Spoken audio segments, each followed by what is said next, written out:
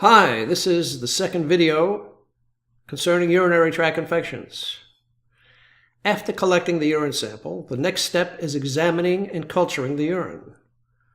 Culturing the urine is the process of growing and identifying the organisms and their numbers found in the urine.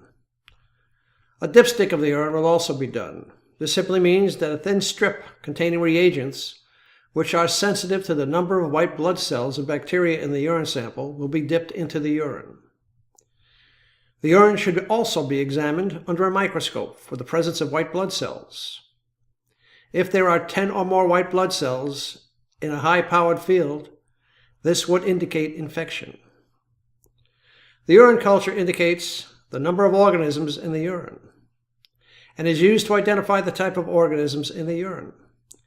Bacteria found in the urine culture are then tested for their resistance and susceptibility to specific antibiotics in order to allow physicians to correctly prescribe an antibiotic that will effectively destroy the bacteria causing the urinary tract infection. If there are 100,000 or more bacteria colony-forming units, it is likely that a bacterial UTI or urinary tract infection is present. A bacteria named Escherichia coli, found normally in the gastrointestinal tract, is a common cause of urinary tract infections. Infections due to organisms other than Escherichia coli can be suggestive of underlying renal tract abnormalities and should be investigated further by the physician. The management of an uncomplicated urinary tract infection usually is effective when the following is done: antibacterial therapy appropriate for the bacteria infecting the urinary tract, high fluid intake, and complete bladder emptying, especially at bedtime and after intercourse.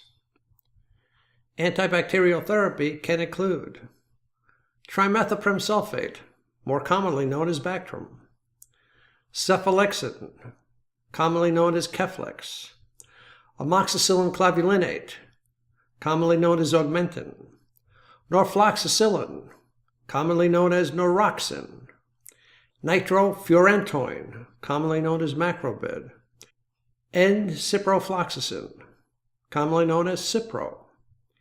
These can be taken by mouth. Follow-up should consist of another midstream urine sample being taken in 2 to 3 weeks after treatment. I have found that many physicians have abandoned the need for a follow-up midstream urine sample following initial therapy. I don't think this is appropriate.